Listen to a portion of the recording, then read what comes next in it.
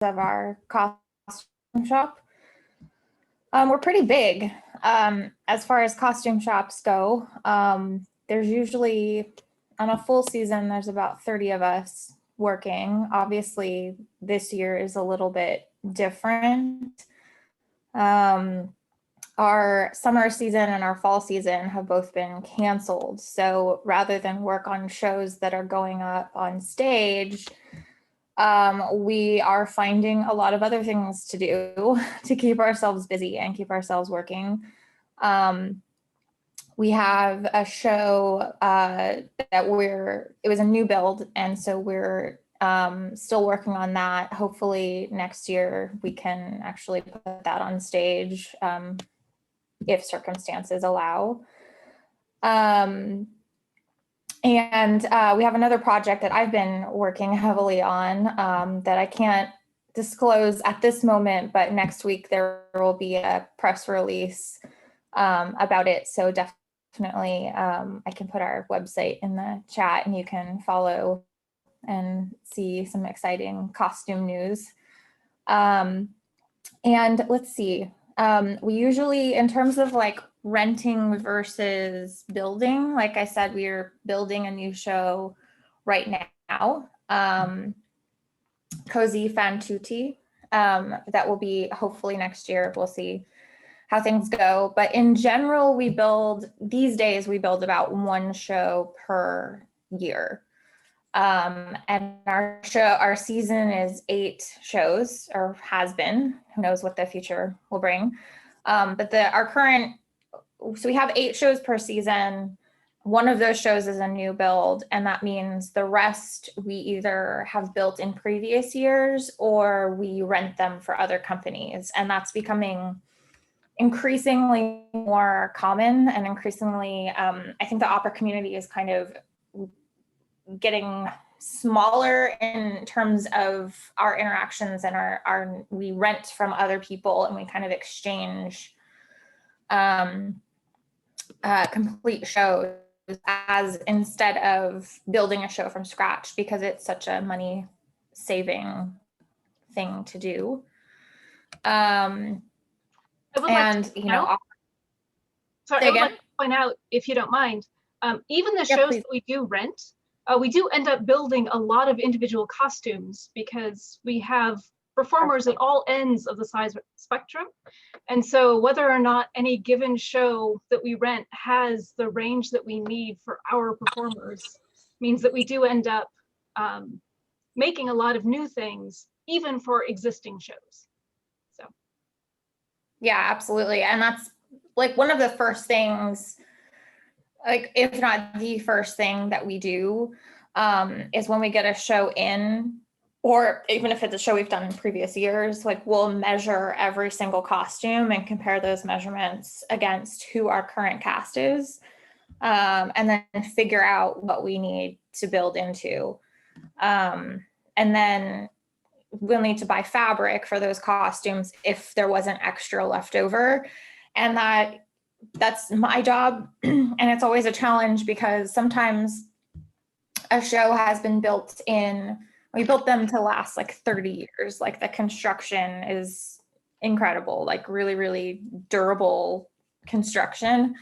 So if a costume was built 30 years ago or a show was built 30 years ago, the chances of that fabric still existing in the world is really, really slim to none.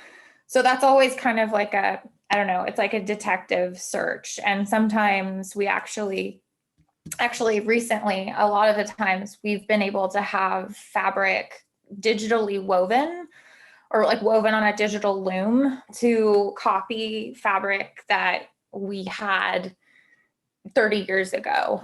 So that's a really kind of a cool technological advance, that it's like they're looms and the fabric is woven and it's not printed or anything like that. It looks like this really amazing historical fabric or whatever you're trying to duplicate, but I can send like a swatch of the original fabric to a company. We work with Henry Bertrand in England, London mostly. And I can just send them like a sample of fabric, and they can program it into their loom with whatever thread colors we want. And then, you know, not a very long time later, like a month later, I will receive a bolt of fabric in the mail that's identical to what it was 30 years ago. So it's, you know, there's things that are really, I feel like I feel like costuming is an ancient, like, or a very old, like, way of doing things. Like, there isn't a lot that has changed, you know, in the last 100 years, but right now there's a lot that's kind of changing all at once, and it's really exciting. So yeah, they're one of my very favorite companies to work with. And in addition to copying other fabrics, we, like, if a designer needs, like, for example, for the Cozy Fan Tutti, I'm working with a designer who is very particular about what she wants. If she drew it, if it's in the design, that's what it needs to be. There's no room for, you know, well, this is close, you know, close enough. Like, there's no close enough in with this designer at all.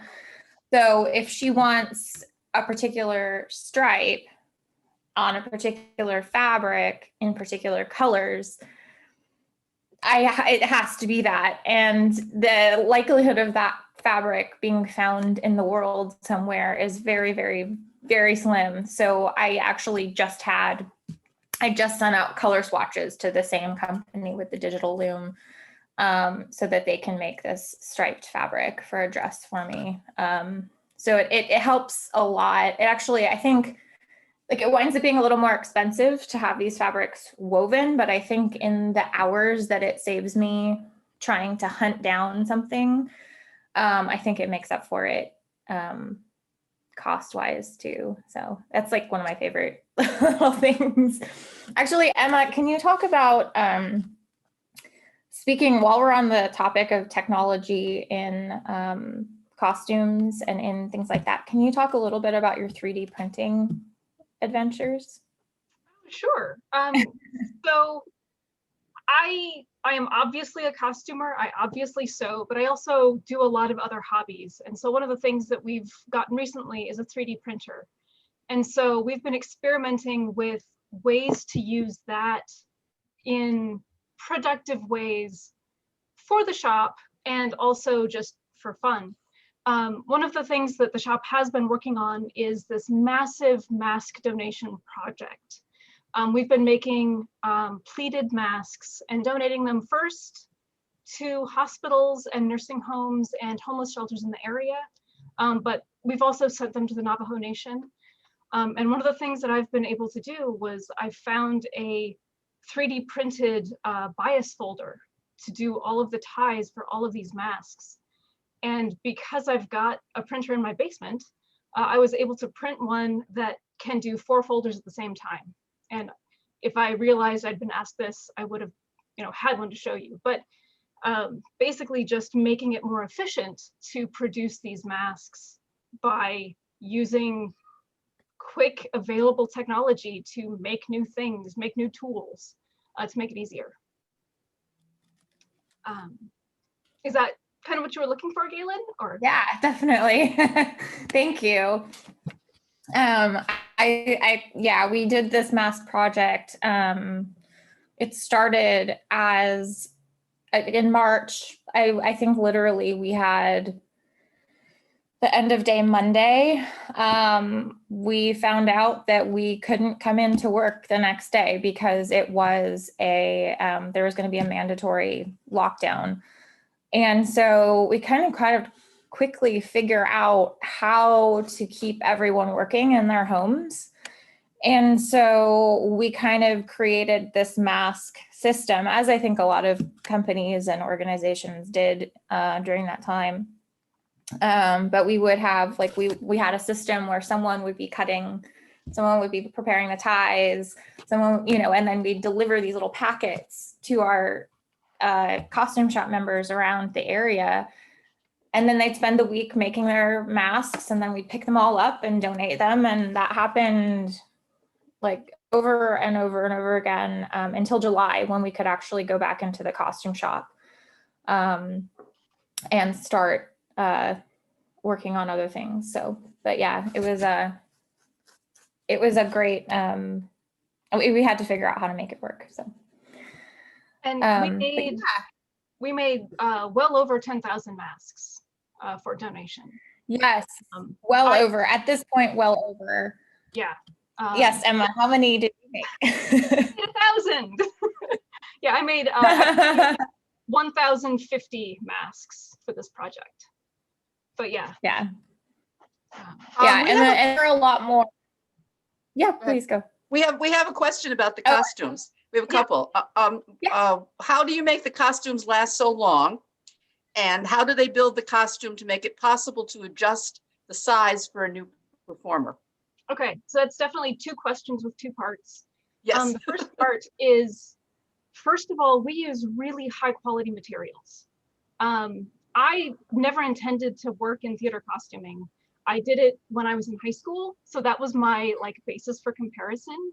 And so when I got to the opera and found out that everything is wool, everything is silk, everything is linen, there's some cotton, and sometimes we'll use synthetics when that's the only way we can get the effect we're looking for.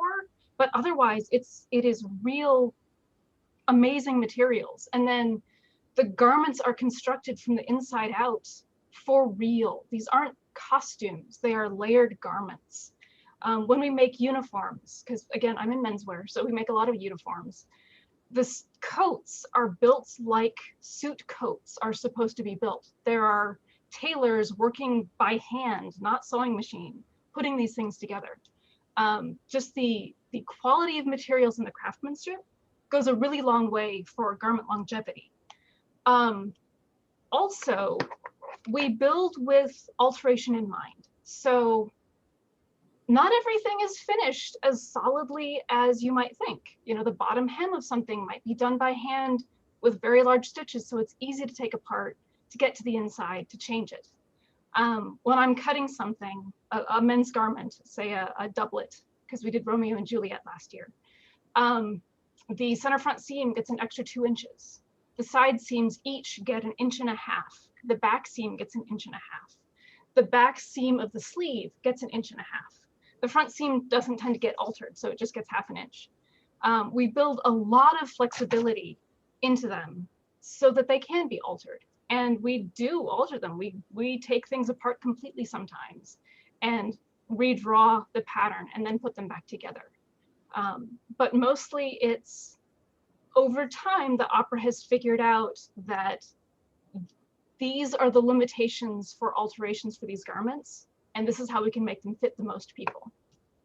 Things get very, like pants, get very generous hems, 2 to 4 inches, depending on the cut. There was one production when I was a stitcher that I took a skirt up 10 inches. There was a 10-inch hem on that skirt. It's just all taking it apart and making it work. And I love opening up a garment that we've rented and looking at the inside, because it's a constellation of little bits of thread showing the history of the alterations of this garment. It's really cool. So I hope that answers that. Definitely. Yeah. I'd also like to add that we store the costumes away from light. We have a pretty robust moth management program. We check constantly and just trying to make sure that that doesn't deteriorate the costumes. We don't have heat on in the storage room.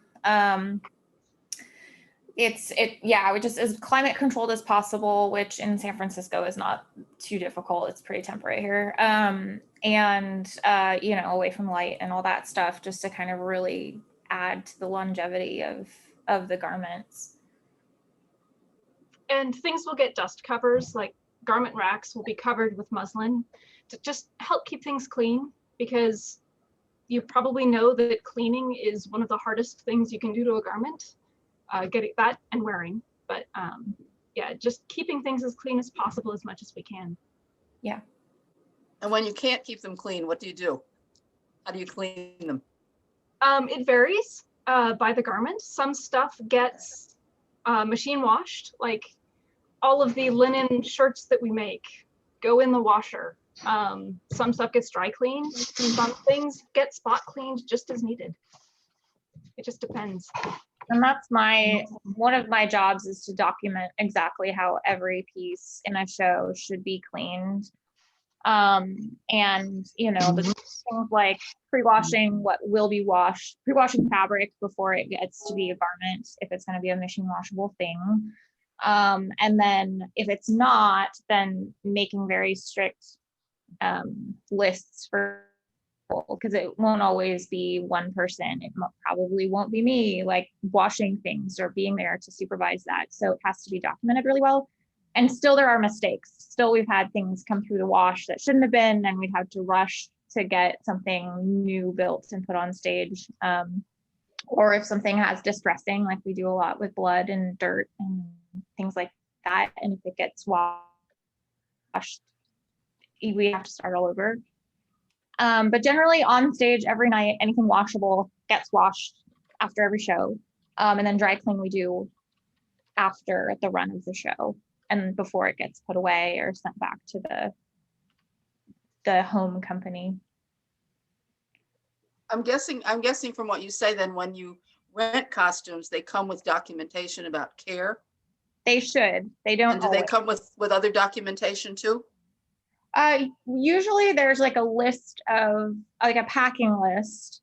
And then there's a list of, we call them costume plots. And it basically says what items need to be worn in which order and during which act.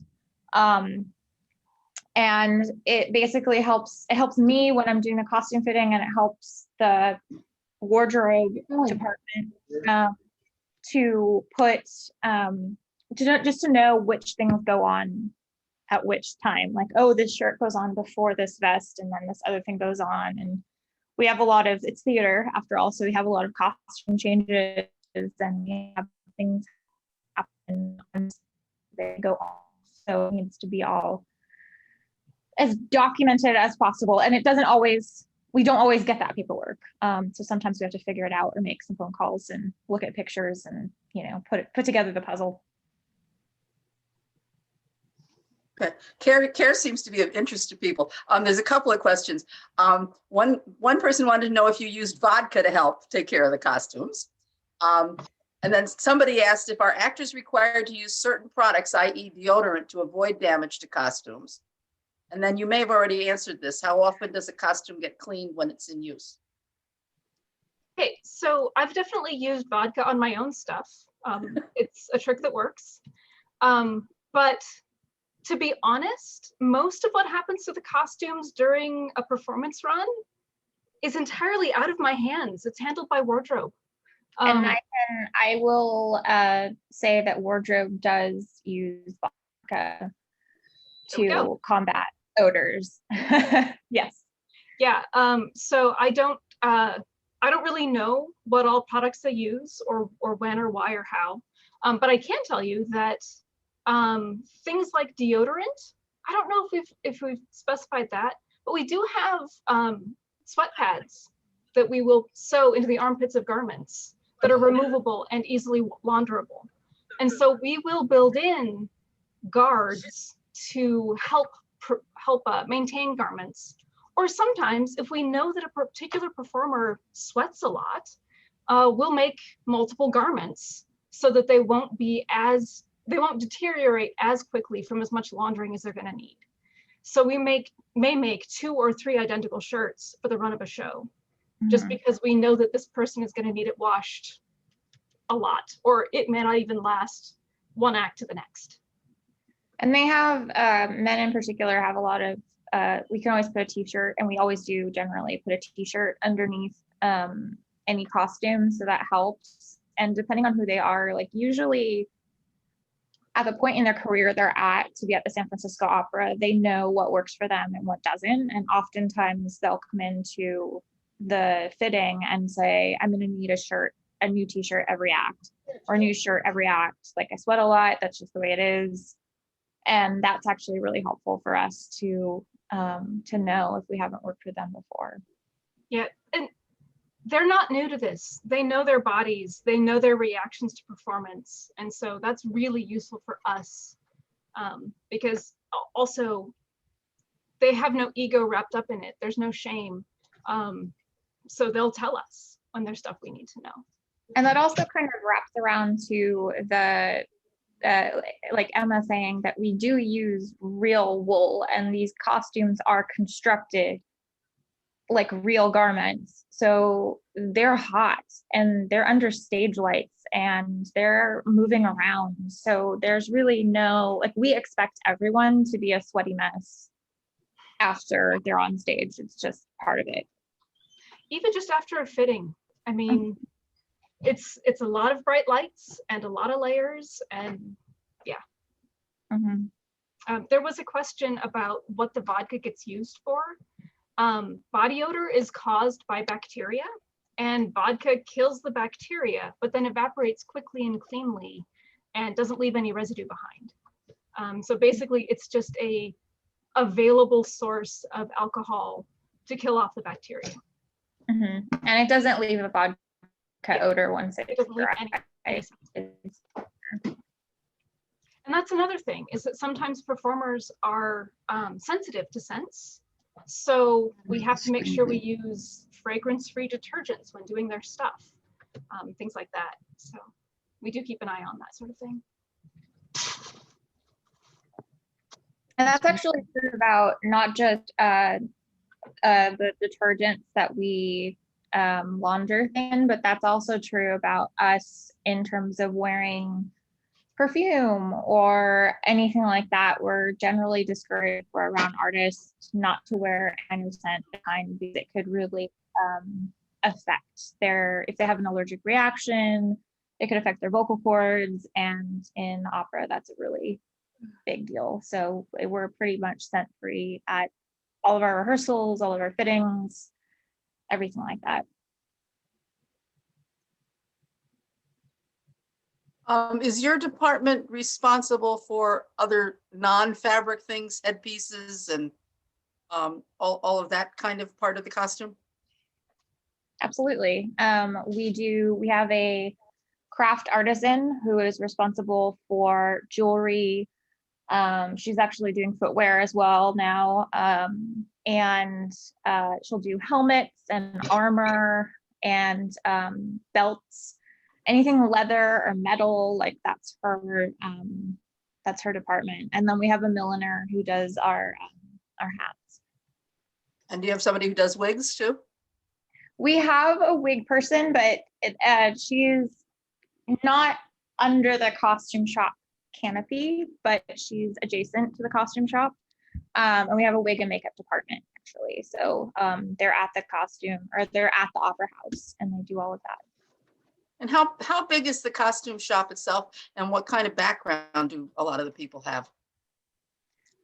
The costume shop is, well, we moved to our current location in 2013, and we had to downsize a lot. Our previous costume shop was like 3 floors in a huge building. And now we're in a much smaller section for the shop itself. I'm not exactly sure of square footage, but I have some photos that I can show you. Actually, this might be a good time to share my screen. Okay. While Galen's figuring that out. Oh, she's got it, never mind. I'm quick. Yeah, while I'm talking about the costume shop, can you all see my screen? Yes. Is it buildings here? Okay, this is the Opera House here, and this is its sister building, the Veterans Building, and that's where the costume shop is located. We're on the 4th floor in this building in the back. This is the costume shop, looking from one side to the other. We have these new like little runways for social distancing, so we don't ever get as we're walking through the shop, we don't ever get closer than 6 feet to anyone. We have, these are our tables, our cutting tables, and then we have our stitching area here with sewing machines. This is a view from the middle of that same room. We have little office spaces over here. This is where I work in the corner. This is our dye room. So we have these dye vats here, washers and dryers, table for painting, stenciling, as you can see on the wall.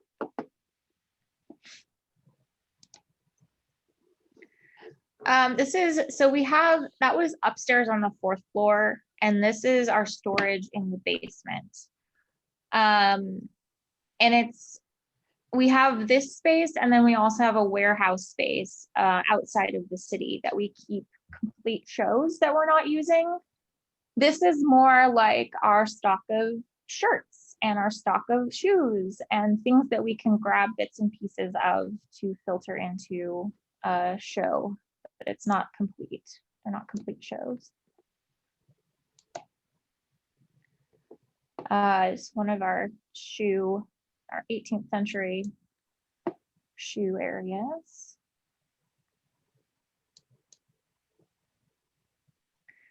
Here you can see shirts, and we have a hoop skirt up there.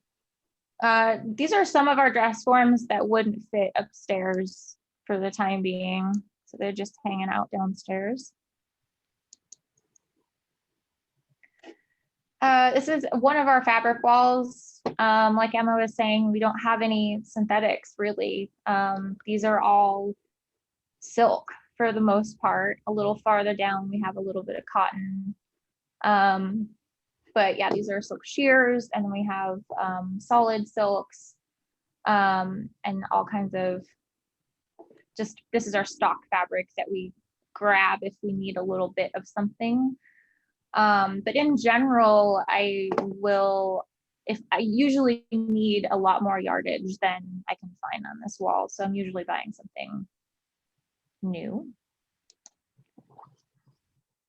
Part of our back stock of bits, notions. See, we have buttons, boning. We have elastic backstock. All of this stuff exists upstairs as well, but and is easy to grab. But this is just what we keep in the backstock when we need it. Oh, and speaking of millinery, I actually have to show you this machine that I just bought, and I'm really excited about it. I think the whole shop is excited about it. It's a straw braid machine for straw braid hats, and it's over 100 years old. And it was just so fun to try to find one of these things and then have it. We had a custom table built for it. This cutout helps accommodate a brim. And it's just one of the, I think it's right now the coolest or my favorite machine in the shop. Yeah. Get some of that obvious on himself because he's an aspiring NBA star. And there he is. And this is like a little spindle. Taking steps toward his dream to be an NBA player. The straw wraps around and then it feeds onto the machine as it's being sewn. Closer up of that. We had to have that custom built because you can't really find them in the world. And all the hats that are being, these are all just kind of samples and figuring out how to use this machine. But we have a lot of straw hats in Cozy Fan Tutti. So rather than purchase all of these straw hats, we decided to invest in a machine so we could make them ourselves. Some close-up samples. And I've had to, it's just been a really fun project for me because I've had to source where to get straw braid and what kind of straw is the best for our needs and what widths and all that. And here is a reference of a vintage hat that we're, looking at to make some of these hats. So I guess, yeah, to answer your question, the shop's pretty big. It's pretty big, but it's funny because I guess it's perspective because it felt really small when we first moved in. But it does have a huge, I think we actually have a pretty huge shop. Well, your slides prompted a question about, does each performer have their own dress form? No. We have a variety of dress forms in general sizes. But one of the things that I've seen people do that is really neat is we have an assortment of pads that we use to adjust the shape, not just the size, but the shape of the dress form to more closely match the individual that we're fitting. And so we don't have individual forms for each person, but we definitely do customize the forms. Somebody wants to know where you found the hat machine. We work with a company in a local company called Apparel City, and they actually were able to source it for us. So I would recommend, I know someone who got their straw braid machine from a shop in, I think they're based in New York. So I can see if I can find that in my files and share it. You're calling it a straw what machine? Straw braid machine. Straw braid, okay. And I haven't really seen them in, I don't think they make them anymore. I think if you get one, it's going to be an antique. But yeah, I would recommend if possible, going through a machine, like a company that deals in sewing machines, and they might be able to have find something for you. If not, I've also seen people get them on eBay. There's someone like a sewing machine seller on Instagram that I was messaging a bit, trying to figure out what they had and what they didn't, but they were based in Germany. So it wasn't as, it didn't make as much sense for us to do that. But yeah, they're out there. You just have to kind of do some digging for sure.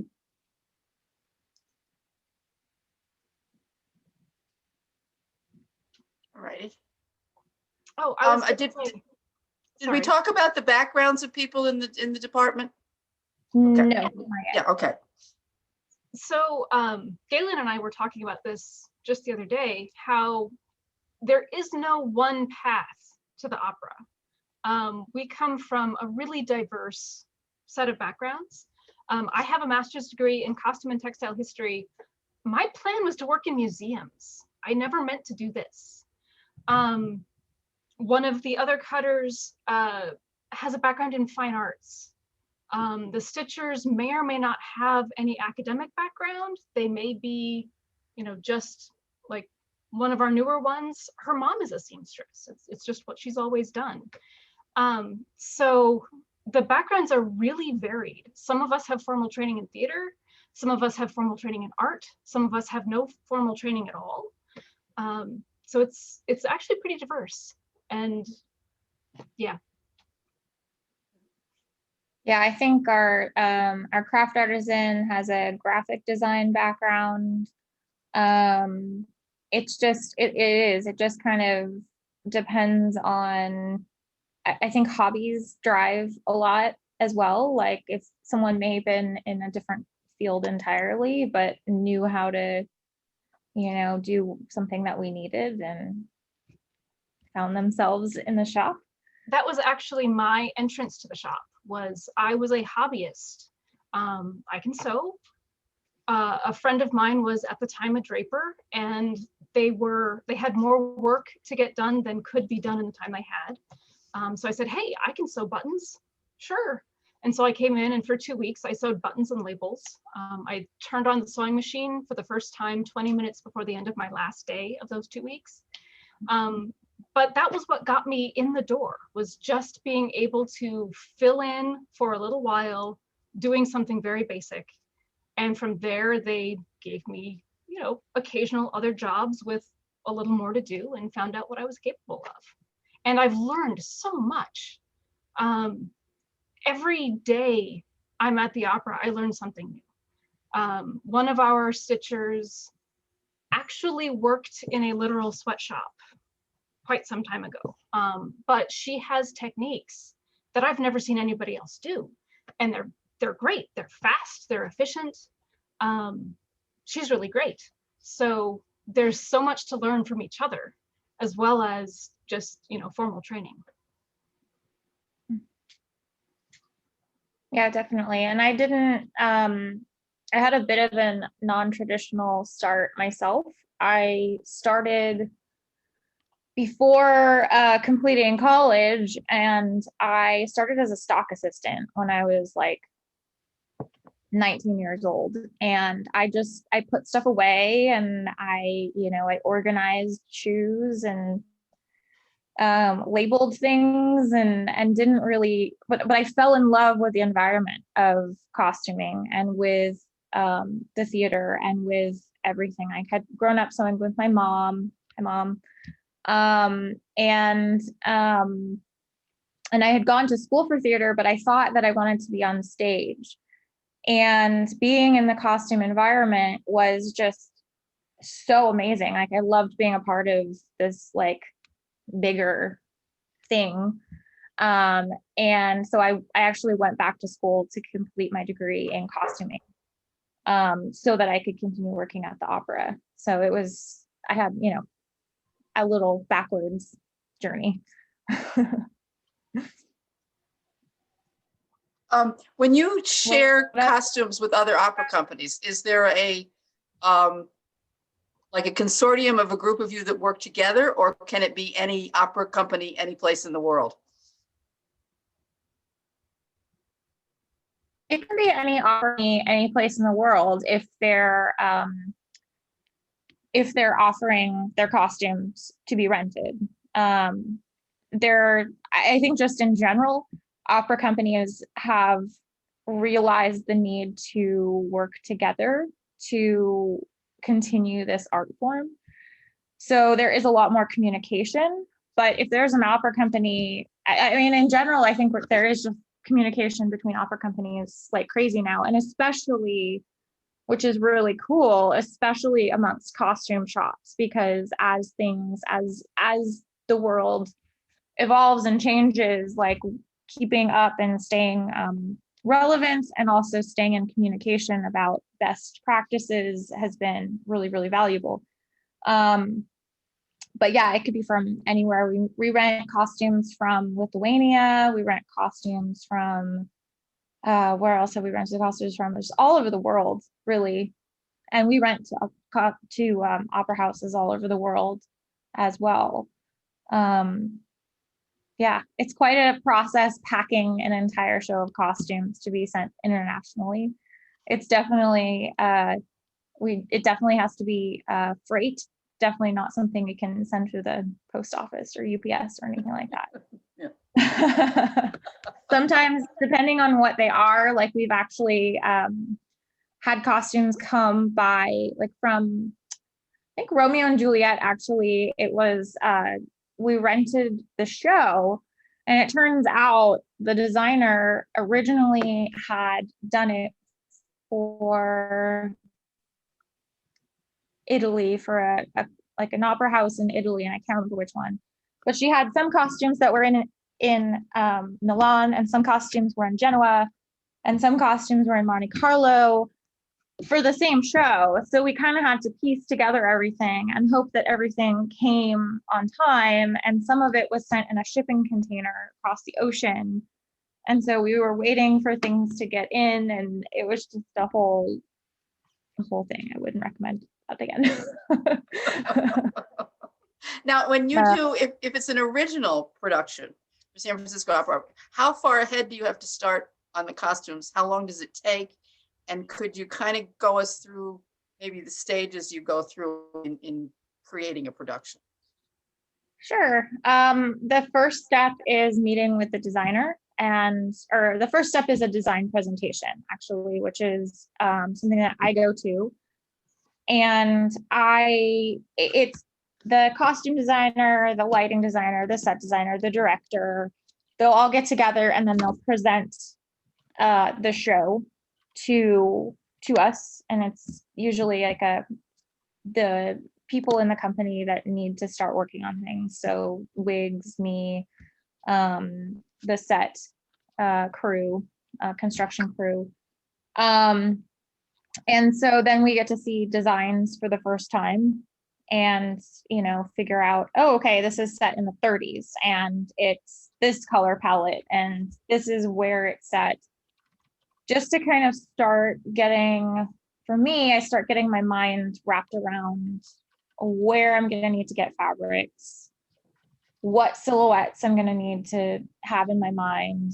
And then usually around that time, because our designers come from all over the world, so generally they're not local. So we try to clump as many meetings in when they're in town as possible. So we'll have a design presentation and then we try to get them into the shop in the next few days. And hopefully the show is at a point, or the designs are at a point where I can just kind of go through design by design and take notes. And it's kind of general notes at that point in time. It's okay, this, chorus man A is a knight and he needs to have a helmet and armor and, this is what color he needs to be and this is the fabric. And I just kind of get like a general idea of the entire show. And this is about a year out from curtain. So then once the designer leaves, I do my research. I email every single fabric company and ask, I have my list of fabrics that I'm going to look for. I email every company and ask for swatches, and try to be as specific as possible. Like I need, I'm looking for textured wools in, blue gray. I'm going to need 5 yards. What do you have? And then I will get like this massive, over the course of a couple weeks, like massive amount of mail with little swatches in them. And then I organize them by person and kind of figure out, okay, these are the ones for here and these are here. And some of them won't work at all. And I know they're just wrong for the show. And then when the designer comes back, then I can present all of these swatches and all the things that I found, and they can pick and choose. And that's when we really start to nail down the actual fabrics that are going to be part of these costumes. And usually at that point, then we'll have draper meetings where the draper will come in and look at the costumes with the designer and ask their questions, like specifically about construction and, is this, ideally a designer is very detailed in their designs, but I have literally gotten designs that only have the top of a person. And I'm like, do they have legs? Should they have legs? Should we account for something on the bottom? So it's kind of trying to be like, okay, is this a pleat or is this a seam? What is going on here? So if anything's unclear, that we tackle it now instead of getting into a fitting and finding out that it's not what they intended. Then the designer goes away and then I purchase all the fabrics that they agreed upon and keep a Bible, which is just a very clear record of every little thing that goes into each costume. This is the fabric, this is where I got it, this is the price, this is how wide it is, and then I write if it's been dyed or not. And basically that's to use 5 years from now when we remake the show or remake a costume from the show and I need to figure out exactly where I got something and exactly what was done to it, that we could replicate it again. And then I label the fabric and I hand it to the teams that need to have it. And then Emma, I think what happens, because then this is where you take over. Yeah. So our teams, we have 4 teams, 2 menswear, 2 womenswear. Each team has a draper, a draper's assistant, and cutter, which is me. And then 2 or 3 stitchers and or tailors. And so my draper will take the designer's illustration and figure out, okay, this is what the pattern needs to look like to actually make this garment. And so he draws up the pattern, gives it to me. I take the fabric, I do whatever prep needs to happen. Sometimes it needs to be pre-washed. Sometimes it needs to be pre-washed more than once. Sometimes, well, always it needs to be pressed. And so we press everything and roll it onto fabric rolls before cutting ever happens. I mark it out. I cut it out with whatever the appropriate seam allowances are, wherever they are. And sometimes I'll do the thread marking. Sometimes I'll hand it to the stitchers and they do the thread marking. But almost everything that we do, at least in menswear, gets thread marked. So it's basically large basting stitches along the stitching line. And all of our work is marked on the stitching line, and then we add seam allowance to that. And basically I prepare a kit and hand it off to the stitchers. So one of the things that I do is keep track of who has what, about how long things are taking, so that we can estimate, okay, this is how much more we have to do before dress rehearsal. Keeping track of, okay, so this is in hand, but it's gonna need buttonholes. So I'm gonna have to figure out the buttons and then send it back, or talk to Galen for the buttons. And okay, so here's where they go. Do the buttonholes and then send it back to or hand it back to a stitcher for the buttons actually to be sewn on. And that's pretty much how it goes until fitting. Things are fit at a, I don't know, half done state, no linings, hems are basted. Otherwise, sleeves are usually basted in. Otherwise, things are pretty much put together. We have the fitting. Sometimes the designer's there, sometimes they aren't. And then after the fitting, I love fittings, because at fittings, I have a detailed list of things that need to happen for this garment to be completed. It's a very clear checklist, and I love that, because that means that I know exactly what to do next. And so after the fitting, I'll do whatever marking needs to happen. Otherwise, I'll just make a checklist of things that need to happen and then hand that back to a stitcher who gets it done in time for dress rehearsal. Well, given that singers could be singing any place around the world, how do you coordinate the fitting with wherever the cast is? So our fittings are actually done, generally the entire cast flies in 3 to 4 weeks before the show opens. And it's a much shorter rehearsal time than in like theater, because it's most opera is standard repertoire. Singers know all this stuff already. They're not, it's not some brand new thing that they have to learn from scratch. They just have to learn where they need to stand and, when. So they come in 3 to 4 weeks ahead of time. And that's at that point, then like the very first day they come in, we start with fittings. We try to get them immediately. And that's for the principal artist, I should say. We have a tenured chorus, and our chorus, we can, like, they're usually on contract very early on, so we can get them in pretty early, actually, and we try to get them done right away, because we need, once they're done and out of the way, then we can focus on the principals. And like I said before, we have 8 shows a season, so we're never just working on one show. We're often working on multiple shows overlapping. So we have to be as efficient as possible. We have a question for Emma. They want to know, do you hand cut the garments? I've seen some garments cut in quantity by something like a small vertical saw. So we do have stack cutters. Ours don't look like a vertical saw. Ours are a little motorized rotary blade, essentially. I've never actually used it. For the most part, I'm only cutting one thing at a time. I'm not doing enough that are identical to make something like that worthwhile.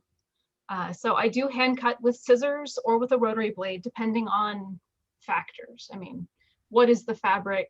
How easy is it to mark? How slippery is it? Things like that. Somebody else wanted to know, what's the turnaround time for the fabric you order from the digital loom company you use in England? And could you give the name again? Yes, no problem. It depends on what their looms are set up for, like which colors are already on the loom, which patterns, that sort of thing.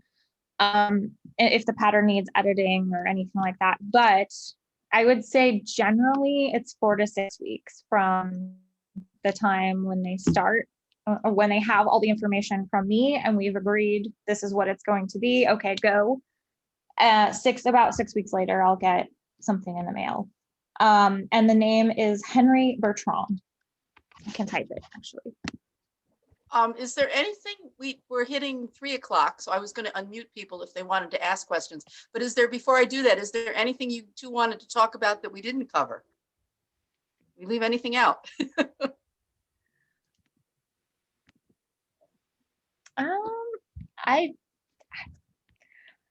Not that I can think of off the top of my head. This is our daily life. It's not special, so it doesn't occur to us that things might be interesting. So Is your life? If anybody on the call, if you'd like to unmute yourself and ask a question out loud, feel free to do that. It's not letting me unmute you all. I have a question. You go ahead. Do you get a budget for the fabric? Yes, I have a budget for everything. I have a total budget, and then I work with a labor budget and supplies budget, and I try to be as in that as possible. I'm constantly reviewing where I'm at through the process, if I'm going over, and then oftentimes we'll have shows that are under budget, so then we can kind of move budget from there to where I need it to compensate. But yeah, I do have a budget generally, and it varies by show. It's not ever the same. Fabric prices are going up, as you may know, and especially because there are so many fabrics that aren't produced in the US right now. We're incurring a lot of tariffs that are shipping, things like that. So I have to be very careful with fabrics, especially since we're working in all of the, the really great wools and silks and everything. They're not cheap. What's your average price a yard? I mean, I think I bought wool for like almost an entire show, and I think I was averaging probably $70 a yard.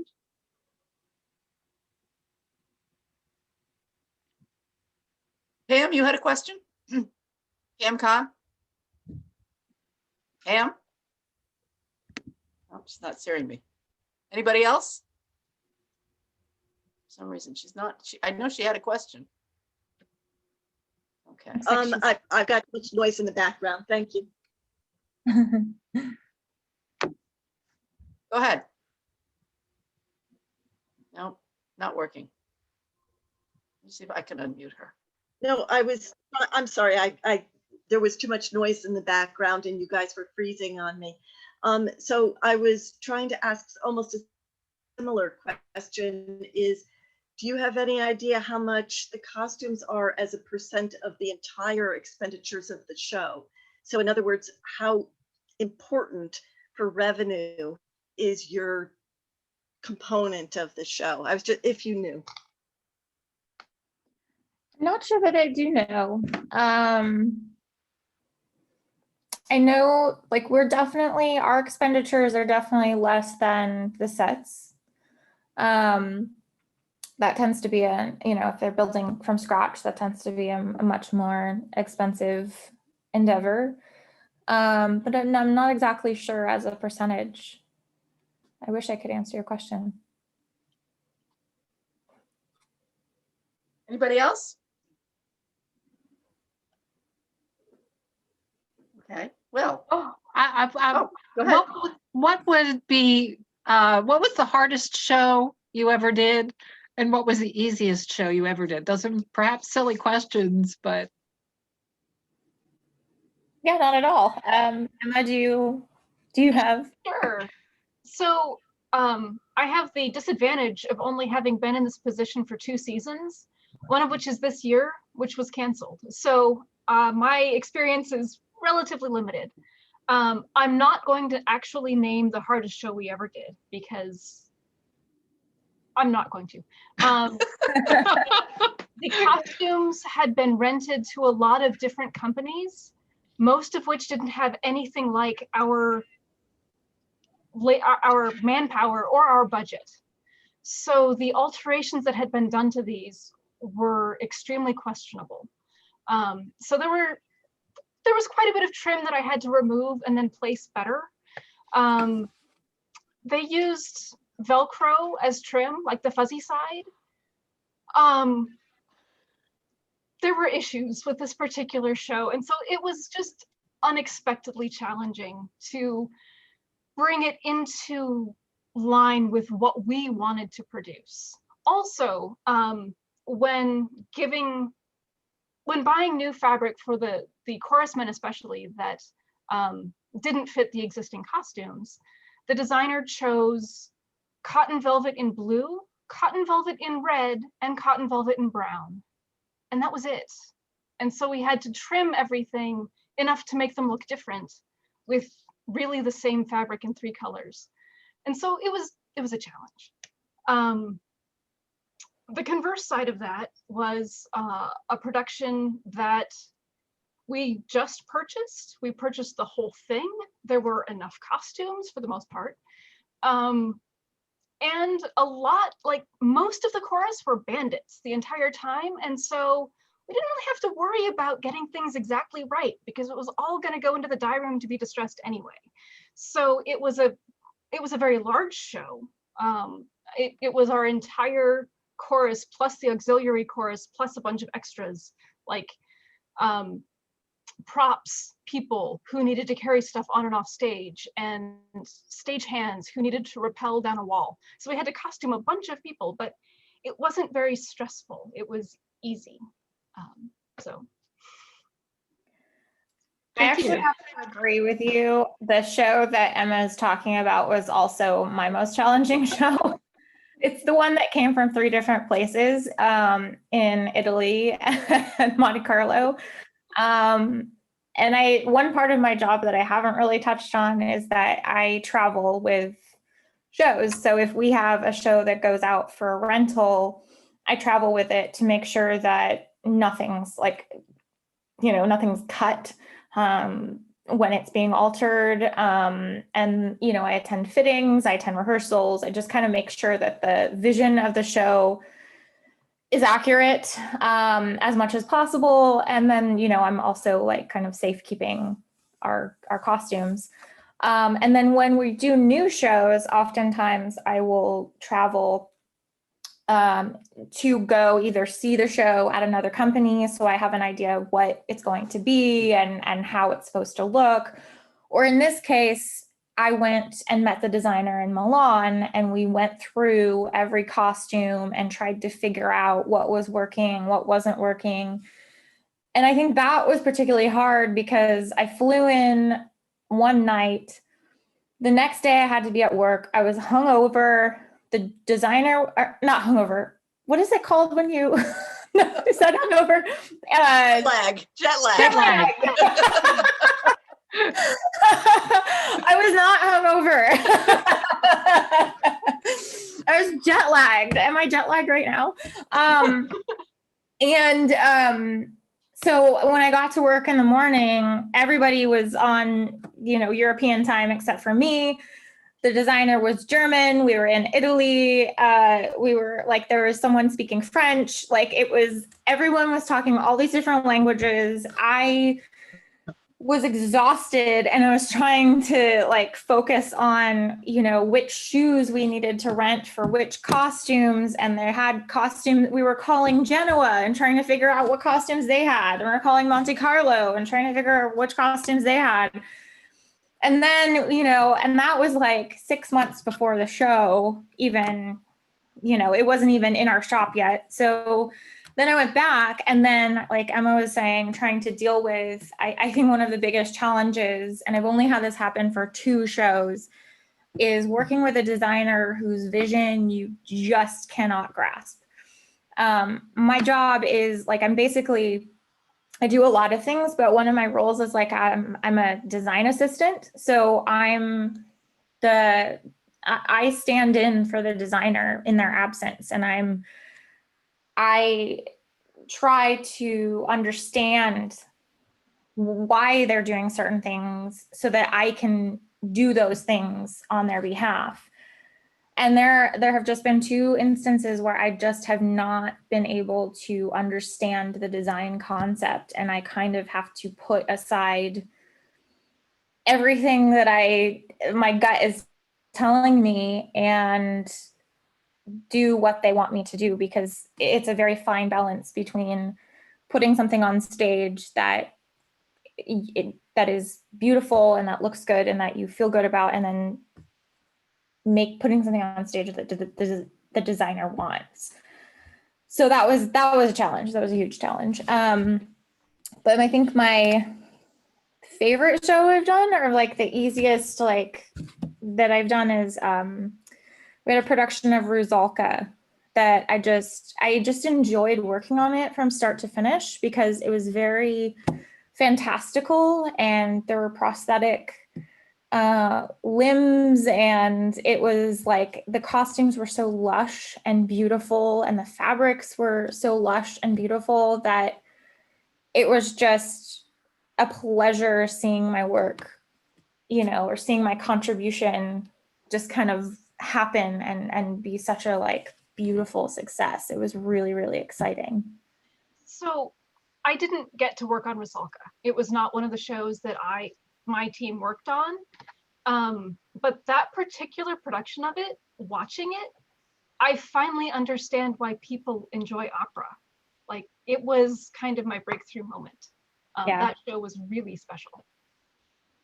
Yeah, it was beautiful. It was all like Victorian bustle gowns in like these wonderful like velvets and like jewel tone velvets, and it was just Beautiful. Really rich and beautiful. And it had a fantasy aspect, which was fun. We had a swamp and these little water nymphs like flitting around, and it was just really fun. And the crows were amazing. We had dancers with crow heads and rags of Victorian bits and pieces, and they were amazing. It was really well done. Yeah, really well done. A designer, that designer is like a pleasure to work with. Was there another question? Oh, I had one more, but am I interrupting someone else because I've asked so many? Go ahead. Doesn't look like it. I don't know, again, if you can answer. I seem to ask hard questions, but could you compare this kind of design to the design for television costumes? And the reason this is relevant to this group is some of us were able to go down to look at the Crown, costuming the Crown exhibit. And so that I was just trying to make comparisons as you were going. And I want to thank you just real fast. This has been amazing. I ended up taking so many notes just because it was so, and I have no need to take notes. I don't ever need to know this, just so cool. I've worked on one TV show called Preacher, is on AMC. And The difference, it was a modern show, so I think it was a little different than The Crown or, you know, something that's like Game of Thrones, I think would be a little more similar to what we're doing in terms of costumes needing to be created from scratch to create a world. But so a couple of things are different. Generally, TV and movies, the costume shops feel very temporary because it's a lot of times they're set up in, you know, a rented building just for the run or just for a season. And even if a show continues season after season, it's very possible that they could move to a different shooting location for the next season. So everything kind of just packs up and goes. Nothing's like this really has the sense of permanence and history that our shop has.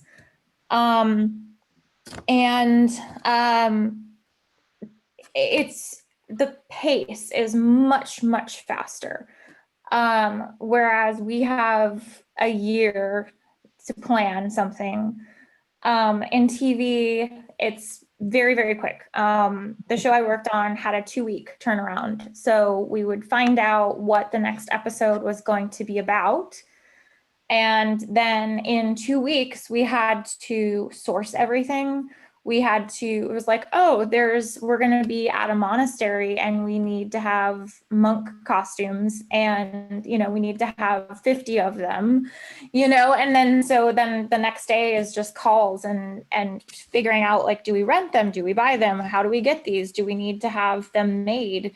And then once the week of filming comes, like, you throw everything on a truck and you head out to the set, and then that's it. There's no dress rehearsal, there's no tweaking, there's no making it just right. Like, it's very, very quick.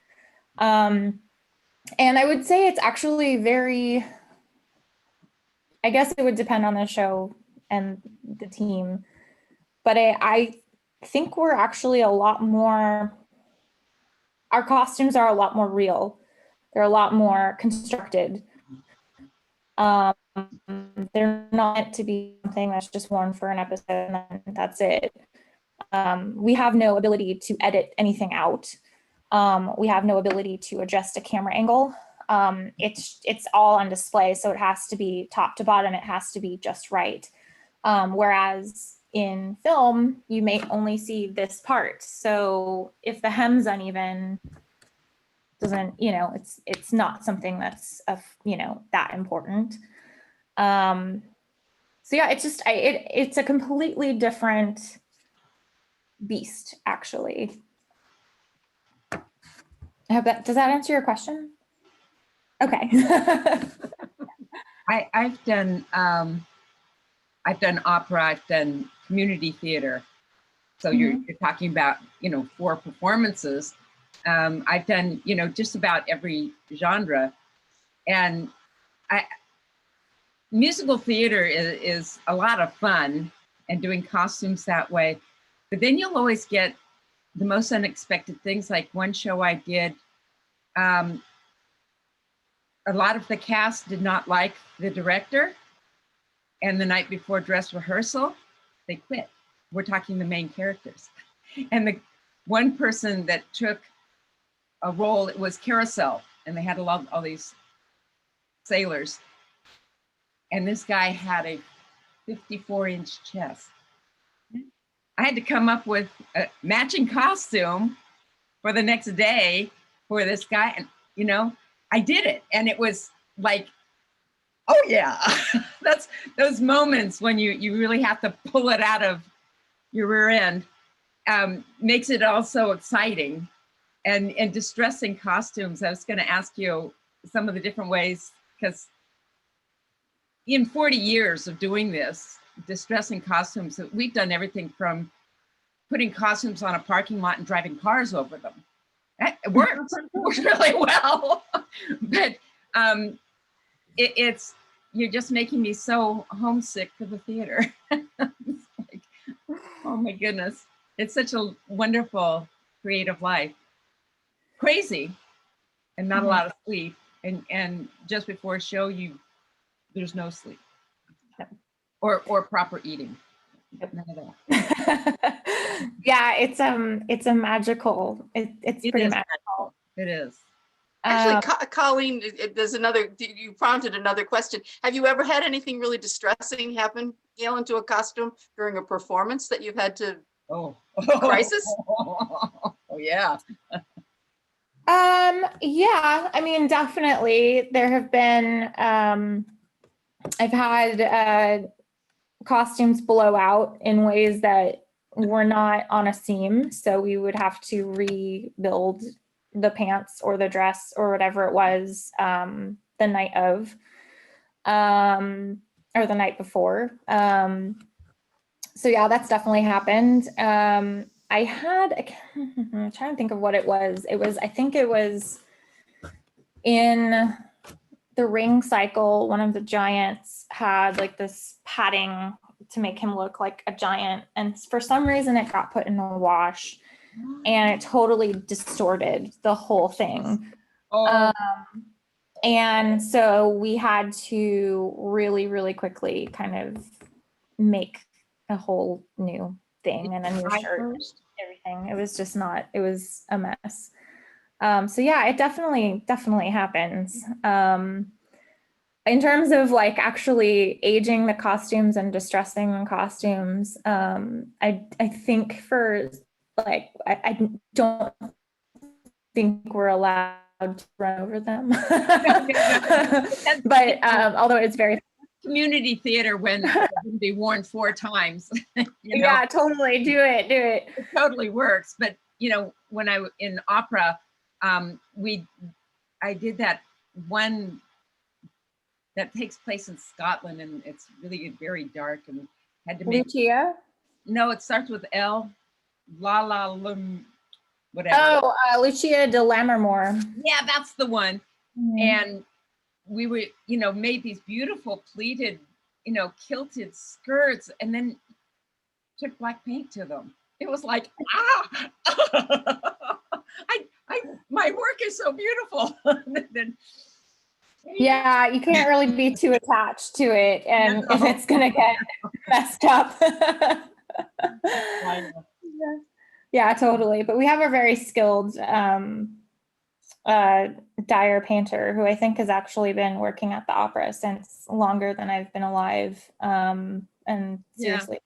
And probably have to. You don't look 40 yet. It's close.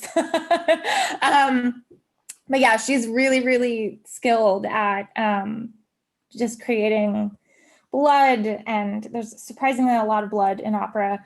Oh. And maybe not so surprising.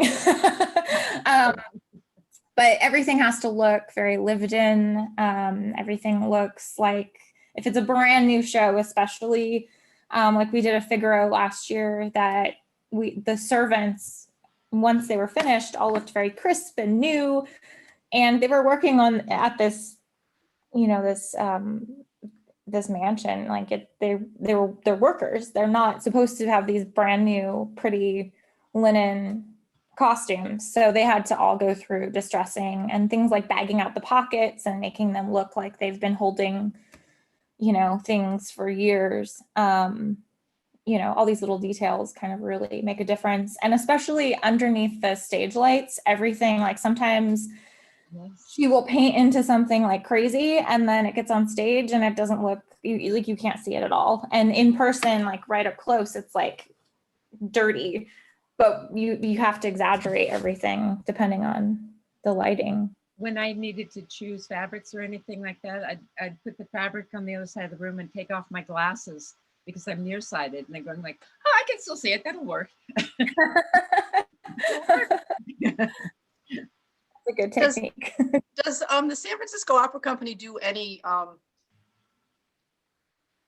like live, like the New Metropolitan in New York does the HD recording things, and one of the things that's so wonderful about them in the theater is that you actually get to see the costumes up close. But I would think then every little flaw would show up. Do you the San Francisco Opera We- Company yeah. do anything comparable, and does it affect how you create a costume? Absolutely. We, for the entire history of theater, you know, if some, like you worked on costumes with the idea that it would be this far away thing. And now the last 10 years, we've had to not only make a costume look good from afar, but now we also have to make it look good up close as well. And not just up close, but like HD, like you were saying. So we generally for every rehearsal have a camera set up in the back that is, and we have a screen that will be recording, like a little TV screen in the audience. So as I'm watching on stage, I can also watch what it's looking like in HD. So I can make sure it's looking good on both at the same time. But I think we're doing screenings of shows. I think this weekend we're screening Attila. I believe it's online, it's streaming on our website, sfopera.com. And I think it's today and tomorrow. But we're trying to do streaming every weekend. So there will be shows that you can see there. We're actually doing, this doesn't help anybody because nobody's here, but we're actually doing a drive-in screening. It's not live, but it'll be a drive-in screening of an opera as well. So we, selling tickets for that, people can go to that and watch the opera on the big screen from their cars. I'd also like to tell people there's a couple of YouTube videos with Galen in them. And you can Google it and you get to see her in a full Turandot headdress, which is fun, really fun. I'm still honestly like, it hasn't, the excitement and the joy and the fascination hasn't gone away since I've been doing this. Like it's only increased. Like I still get excited when I see something on a form that's starting to look really cool. Like I just like walking past, I'm like, oh, that looks great. It's just so exciting. And every time we rent a show, like if I'm checking it in and going through the pieces, like guaranteed, I always have something. I'm wearing something that's a costume, a hat, a cape. Like it hasn't changed my like giddiness about it. It's wonderful. Wonderful. Anybody else got a question? We're getting close to the 3:30. Nope. Okay. Well, this has been really wonderful. I can't thank you both enough for spending part of your Saturday with us, because I found it delightful. I hope everybody else did too. Thank you so much. Thank you for having us. Yes, thank you. It's been Our fun. pleasure. Our pleasure. And thank you all for joining us. We hope we see you on something else that ASG North Jersey does. Bye-bye. Bye. Thank you. Thank you. Never stop.